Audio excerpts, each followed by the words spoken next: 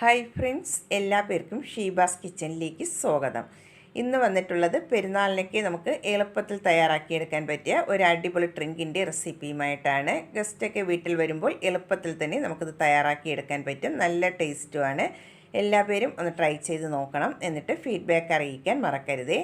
Video ഇഷ്ടമാകുന്നെങ്കിൽ ഒന്ന് like ചെയ്തും കൂടെ സപ്പോർട്ട് ചെയ്യണേ. എന്നാൽ നമുക്ക് ഈ ടേസ്റ്റി ആയിട്ടുള്ള ഡ്രിങ്ക് എങ്ങനെയാണ് തയ്യാറാക്കിയെടുക്കുന്നതെന്ന് നോക്കാം. അതിനായി ആദ്യം നമുക്ക് ചവ്വരി ഒന്ന് വേവിച്ചെടുക്കണം. ഒരു പാത്രം ഞാനിവിടെ സ്റ്റൗവിലേക്ക് വെച്ച് കൊടുത്തിട്ടുണ്ട്. അതിലേക്ക് നമുക്ക് 3 കപ്പ് വെള്ളം ഒഴിച്ചു കൊടുക്കാം.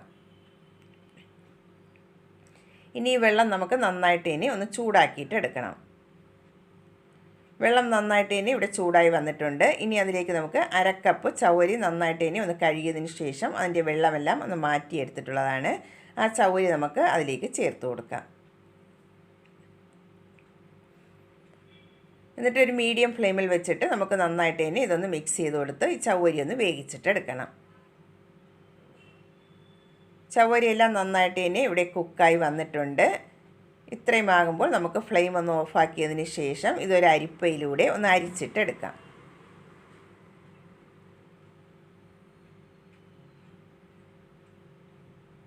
നന്നായിട്ട് ഇതുപോലെ ഒന്ന് അരിച്ചെടുത്തതിന് ശേഷം അതിൻ്റെ മുകളിലായിട്ട് നമുക്കിതുപോലെ പച്ചവെള്ളം ഒഴിച്ചു കൊടുക്കാം. അതിൻ്റെ സ്റ്റാർച്ചൊക്കെ ഒന്ന് പോയി കിട്ടാൻ വേണ്ടിയിട്ടാണ് ഇതുപോലെ പച്ചവെള്ളം ഒന്ന് ഒഴിച്ചെടുക്കുന്നത്. ഇനി ഇത് നമുക്ക് മാറ്റി വയ്ക്കാം. അടുത്തതായി ഒരു പാൻ സ്റ്റൗവിലേക്ക് വെച്ചതിന് ശേഷം അതിലേക്ക് 1/2 ലിറ്റർ പാൽ ഒഴിച്ചു കൊടുത്തിട്ടുണ്ട്. ഇനി നമുക്ക് ഒരു മീഡിയം ഫ്ലെയിമിൽ വെച്ചിട്ട് നന്നായിട്ട് ഇനി ഈ പാലൊന്ന് തിളപ്പിച്ചിട്ടെടുക്കണം. ഇതിപ്പോൾ പാലിവിടെ നന്നായിട്ട് ഇനി ഒന്ന് തിളച്ച് തുടങ്ങിയിട്ടുണ്ട്. ഈ സമയമാകുമ്പോൾ നമുക്കിതിലേക്ക് മധുരത്തിന് ആവശ്യമായിട്ടുള്ള പഞ്ചസാര ചേർത്ത് കൊടുക്കാം. ഞാനിവിടെ 1/2 കപ്പ് പഞ്ചസാരയാണ് ചേർത്ത് കൊടുക്കുന്നത്. അതിൻ്റെ കൂടെ തന്നെ ഒരു 2 ടേബിൾ സ്പൂൺ പാൽപ്പൊടിയും കൂടെ ചേർത്ത് കൊടുക്കുന്നുണ്ട്.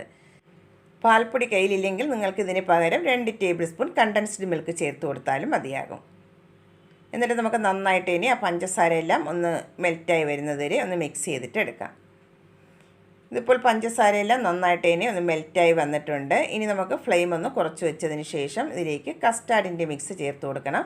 അതിനായി ഞാനിവിടെ ഒരു ബൗളിലേക്ക് 1 ടേബിൾ സ്പൂൺ കസ്റ്റാർഡ് പൗഡർ എടുത്തിട്ടുണ്ട്.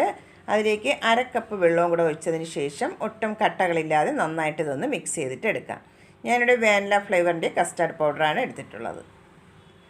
ഇതിപ്പോൾ നന്നായിട്ട് തന്നെ കട്ടകളില്ലാതെ ഒന്ന് മിക്സ് ചെയ്തെടുത്തിട്ടുണ്ട്. ഇനി നമുക്ക് ഫ്ലെയിം കുറച്ച് വെച്ചതിന് ശേഷം ആ പാലിലേക്ക് ഇത് ഒഴിച്ചു കൊടുക്കാം. എന്നിട്ട് കൈയെടുക്കാതെ തന്നെ നന്നായിട്ട് ഇതൊന്ന് മിക്സ് ചെയ്തിട്ട് എടുക്കണം.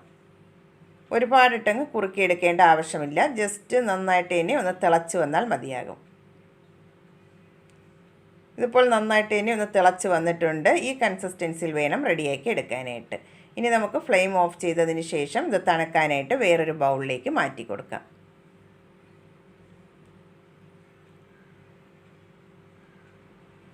ഇനി ഇത് റൂം ടെമ്പറേച്ചറിൽ വെച്ച് നന്നായിട്ടൊന്ന് തണുത്തതിന് ശേഷം ഫ്രിഡ്ജിൽ വെച്ച് 1-2 മണിക്കൂർ ഒന്ന് തണുപ്പിച്ചും കൂടെ എടുക്കണം. ഇതിപ്പോൾ ഫ്രിഡ്ജിൽ വെച്ച് 2 മണിക്കൂർ ഒന്ന് തണുപ്പിച്ചെടുത്തിട്ടുള്ളതാണ്. ഇനി നമുക്കിതിലേക്ക് ചേർത്ത് കൊടുക്കേണ്ടത് നേരത്തെ വേവിച്ച് വെച്ചിട്ടുള്ള ചവ്വരിയാണ് ഇനി ചേർത്ത് കൊടുക്കുന്നത്.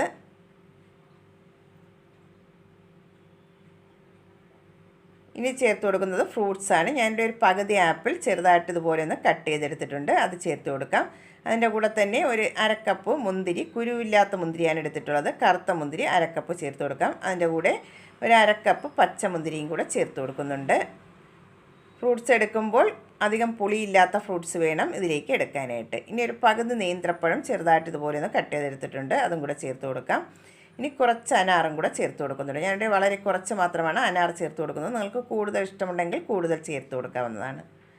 ഇനി അതിലേക്ക് 1 ടേബിൾ സ്പൂൺ കസ്കസ് 1/2 കപ്പ് വെള്ളം ഒഴിച്ച് ഒന്ന് സോക്ക് ചെയ്ത് വെച്ചിട്ടുള്ളതാണ്. അതും കൂടെ ചേർത്ത് കൊടുക്കാം. നിങ്ങളുടെ കയ്യിലുള്ള ഏത് ഫ്രൂട്ട്സ് വേണമെങ്കിലും ഇതിലേക്ക് ചേർത്ത് കൊടുക്കാവുന്നതാണ്. പക്ഷേ ഫ്രൂട്ട്സ് എടുക്കുമ്പോൾ അധികം പുളിയില്ലാത്ത ഫ്രൂട്ട്സ് വേണം എടുക്കാനായിട്ട്. എന്നിട്ട് നമുക്കിതെല്ലാം കൂടി നന്നായിട്ട് ഇനി ഒന്ന് മിക്സ് ചെയ്തിട്ട് എടുക്കാം. ഇതിപ്പോൾ നന്നായിട്ട് ഇനി ഒന്ന് മിക്സ് ചെയ്തെടുത്തിട്ടുണ്ട്. നല്ല ടേസ്റ്റി ആയിട്ടുള്ള സാഗോ കസ്റ്റാർഡ് ഡ്രിങ്ക് ഇവിടെ റെഡി ആയിട്ടുണ്ട്. എല്ലാ പേരും ഒന്ന് ട്രൈ ചെയ്ത് നോക്കണം.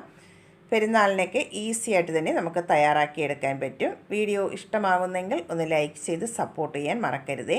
ആദ്യമായിട്ടാണ് കാണുന്നവരുണ്ടെങ്കിൽ പ്ലീസ് ഒന്ന് സബ്സ്ക്രൈബ് ചെയ്തും കൂടെ സപ്പോർട്ട് ചെയ്യണേ. എന്നാൽ നമുക്ക് പുതിയ വീഡിയോയുമായി കാണുന്നത്